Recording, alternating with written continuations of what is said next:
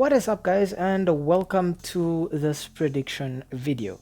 Now, the Champions League is back in full swing, and this week we are treated to, I would say, phase 2 of the first legs of the round of 16.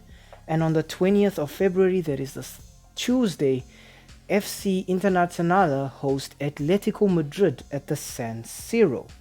Now, these two sides have met once, but it was a friendly in, I think it's the International Champions Cup, but I don't really count that because firstly it's a friendly, so it's more just window dressing for all of these big teams to just tour the world during the preseason and just get a hype going, and to just boost sales and popularity in lesser known countries. And then the other factor I feel is that it was played in 2018, which is 6 years ago, so it shouldn't really have any impact on this match because most of those players for both sides have changed. I think maybe the only constant could possibly be Griezmann. Actually, I think at the time in 2018 might have been that time when he signed for Barcelona. So yeah, I don't think that match is going to have any impact. So I'm just not going to cover it because I think it doesn't really affect the match. And I think it would just be a waste of everybody's time for me to sit and maybe spend some time on it.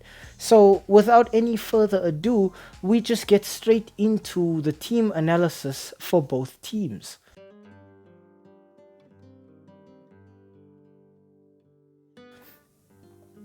We start off with our analysis for Inter Milan.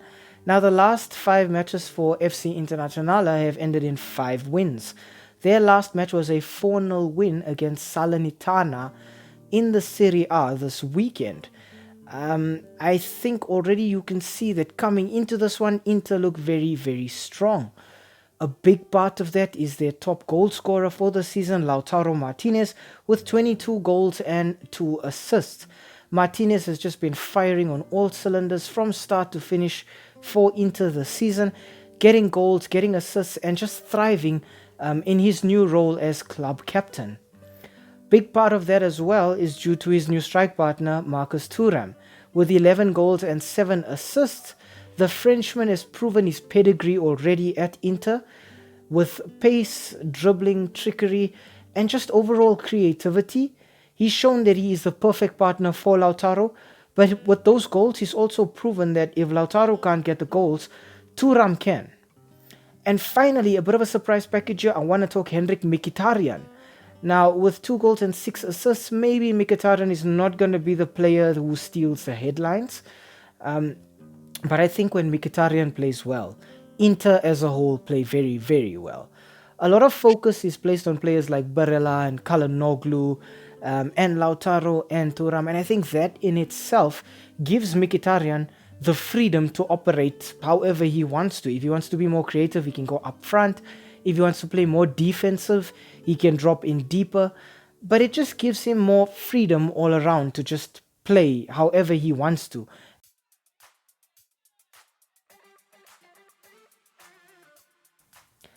Next up, I want to talk Atletico Madrid. The last 5 matches for Los Rojiblancos have ended in 2 wins, 2 losses, and a single draw. Their last match being a 5-0 win against Las Palmas, also this weekend, in the Spanish La Liga. A big part of why Atletico Madrid are doing so well this season is Alvaro Morata. With 18 goals and 2 assists, Morata is the perfect number 9 at Atletico Madrid right now. Atleti kind of want to focus more on a solid game state, keeping things tight, compressed, but they need an outlet for goals when they do go forward. And Morata has proven that he's the perfect individual for that role.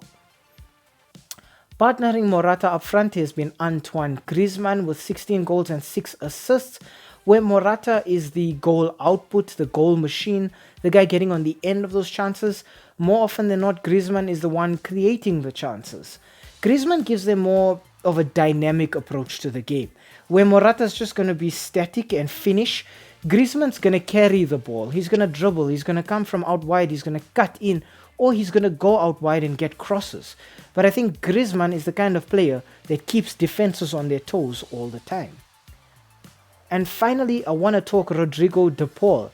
Now, with 4 assists and no goals, People might look at De Paul and think, why is he on this list? But I think De Paul gives so much more to Atleti than just goals and assists.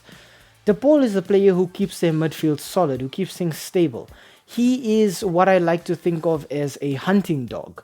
So when Atleti lose the ball, De Paul's going to be the guy who's chasing players down, getting the ball back.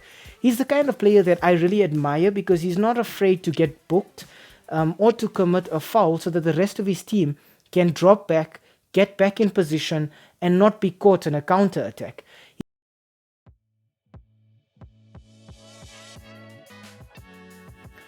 Okay, next up we look at the head-to-head and the S3M2 verdict. Now, competitively, this is a first for these two sides. Nerazzurri, Rojiblancos, yeah, they haven't done this dance before. In terms of domestic form, however, Inter have been sublime. If you look at the teams that Inter have played against, they've managed to grind out wins against the likes of Napoli, Fiorentina, Juventus, and most recently, when you think of the big teams, it was a 4-2 win against Roma.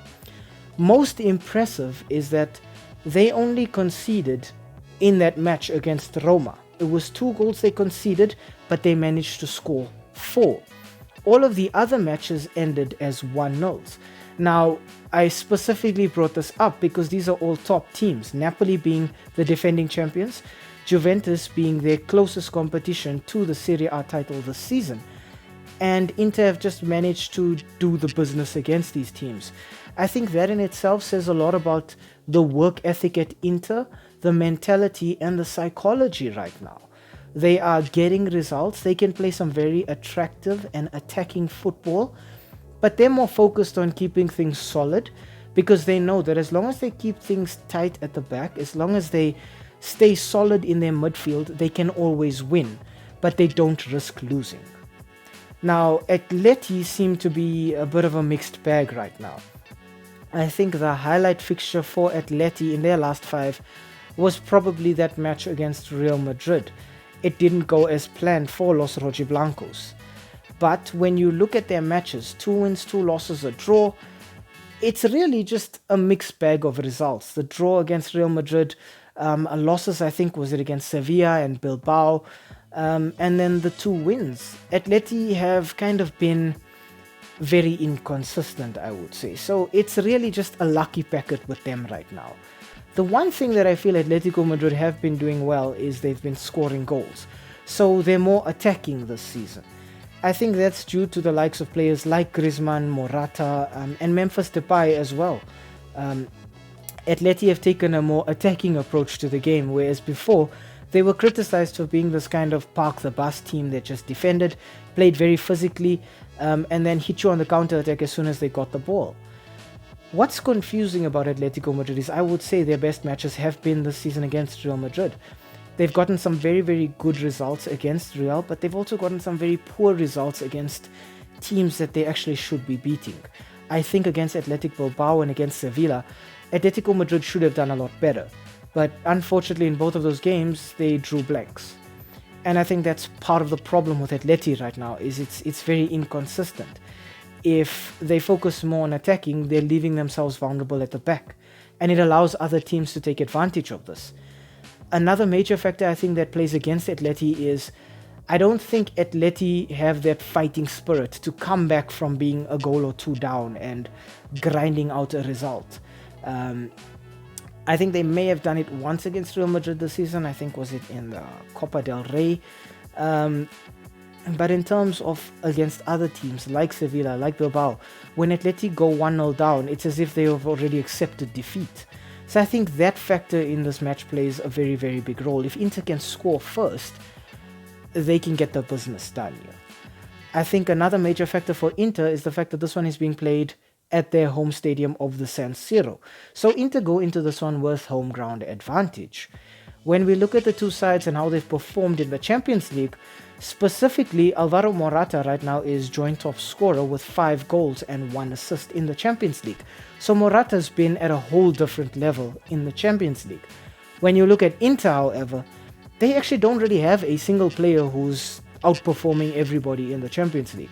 It's more a case of them dividing the goals, or rather I should say sharing the goals around between all of them. Mkhitaryan, Kalanoglu, Lautaro, Marcus Thuram, Dumfries, all of these players, they're all getting goals. But when you look at where they finished in their groups, Atletico Madrid topped their group, which they shared with Lazio. I think that was fairly predictable. But Inter finished second in their group. They were tied on points with Real Sociedad, and I think that was a bit of a surprise. Everybody expected Inter to go in and just top their group. I think it was more of a surprise knowing they were actually finalists last year. They did so well last year. Lost a couple of players but brought in new players, guys like Benjamin Pavard, Jan Sommer, and these players have just done so well. I do think Inter Milan get it done here. I think 2-0 is okay, maybe even 1-0. I do think that they keep a clean sheet against this Atleti side. I think Atletico can score if they sit deep, if they attack on the counter-attack. But I think Inter Milan have just proven this season that they are so organized, so quick to transition from attack to defense and then back from defense to attack when they get the ball. They're able to control a match, keep the ball, keep possession, dictate play. But also, if they don't have the ball, they're able to switch very quickly. Attack with wingbacks like Dumfries, Di Marco, stretch the pitch, make it wider, make it longer. Just test your wingbacks, test your defense, both aerially and on the ground. And I think with players like Lautaro Martinez and Marcus Thuram, they can get goals from anywhere. Whereas when you look at Atletico Madrid, right now, while it is good that Morata and Griezmann are getting the goals, I feel maybe, just maybe, Atleti are a bit dependent on those players.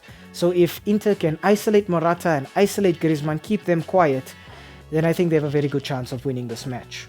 I think that is actually what will happen. I think with Inter flooding the midfield, they'll always have an extra player in there, in the middle, who can pick up Griezmann, who can pick up Morata and just keep them quiet. And with Inter's back line as well, guys like Pavard. I think Acerbi is injured, so he's probably not going to play, but I think Pavard is doing very well right now as well. So I just think Inter are going to get it done against Atleti. And I'm going to go with 1-0 or 2-0 to the Nerazzurri.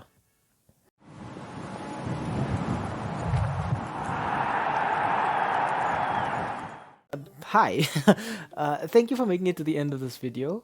We really appreciate the watch time and the fact that you took some time out of your day to spend it with us talking about the sport that we all love. If you enjoyed the content, why not, drop a like down below or comment in the comment section. Maybe even consider subscribing to the channel. And I mean, while you are here right now, have a look at some of our old videos too. They should be appearing on the screen right now, along with that subscribe button. So you know exactly what to do. Thank you so much. It really helps with the YouTube algorithm. And have a great day out there. And we hope to see you again very soon. Thanks. Stay safe.